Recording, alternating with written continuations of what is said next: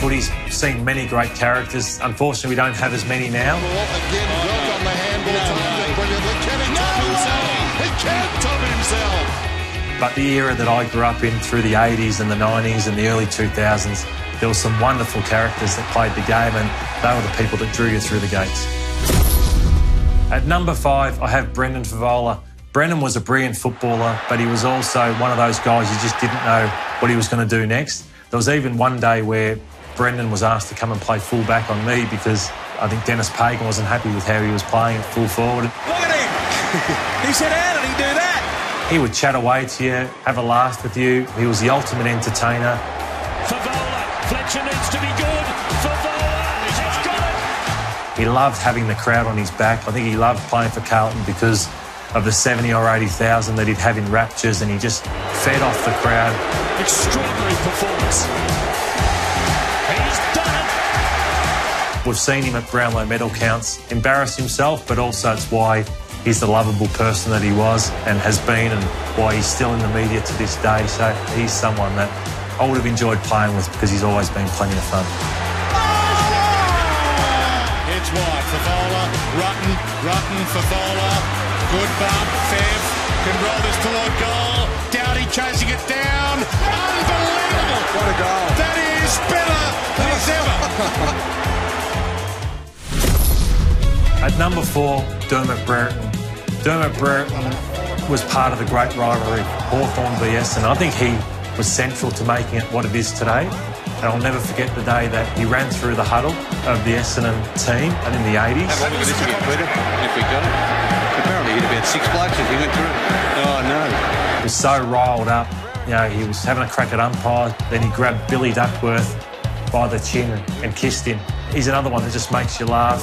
Derm had that hard side to him. Yates came off the wing and went straight for Dermott Brereton. Like the hip and shoulders, he was tough, but he was also just had the strut. You know, he just had those mannerisms that I was wanting to copy as a kid with the way he did, even his hair. You know, he started as a redhead, but by the end of it, he had the blonde, curly locks, and that's what made Derm a real character for me, growing up as a young person loving the game of AFL football. Magnificent football. Points ball forward. Brereton, the test here. He's taking the mark. What a courageous mark.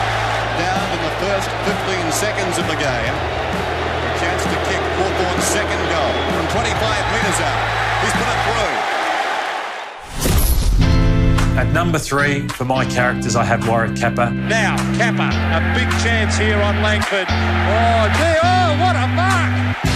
I wish Warwick actually played, or the Wiz I should call him, played more football, because he just put bums on seats with the way he entertained the crowd. He had the little tight shorts, which he loved. At times he wore the long sleeve, tight jumper as well. The way he would sit on shoulders and heads. It's what football should be. It's part of the game that we don't see as much anymore. Oh, what a mark!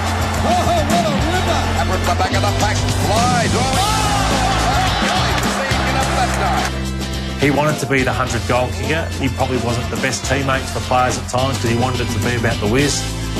As a spectator sitting at home, that's what football you want it to be through that period. But he was still good enough to kick 100 goals, and every week you expect Warwick to sit on shoulders, Capper at the back, got the simple mark, what a grab! kick the goal, and then rub it into the nose of his full-back that he was playing on. So he was an absolute character, with Warwick. He might have got it, he has it. Gerard Healy, a high floater. Grant Laurie and Kappa. Kappa!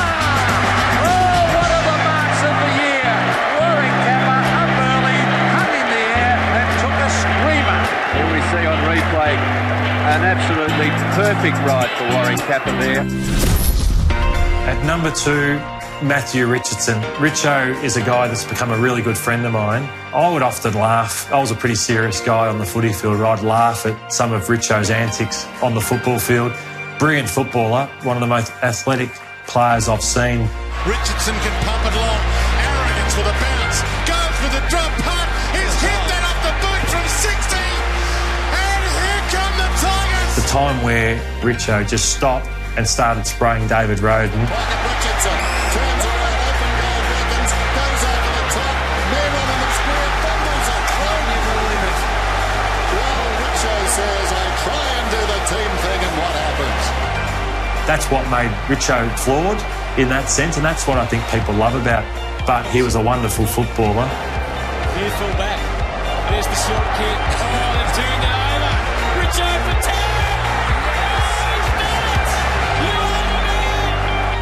He was a genuine character and someone that you want to laugh at. And you felt you could relate to.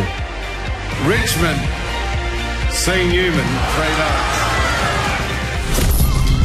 3 My number one character in AFL football is Marc Jackson. Entertaining the crowd. Marc had a TV commercial growing up. He was on TV shows. And then when he came onto the footy field, he was tough and he was hard and he was nasty at times. But watching him chesting up to the fullbacks, running back and forth, doing handstands, playing up to the crowd. I don't think there was a bigger entertainer than Jackson. I'm not sure what the fullbacks thought of him. He must have been so off-putting to play on. He was another very good footballer who got moved on from, I think, 4 clubs because of how he probably carried on. But while he was involved in the game, he was someone that I couldn't take my eyes off the TV because he was such a character of the game. There he goes.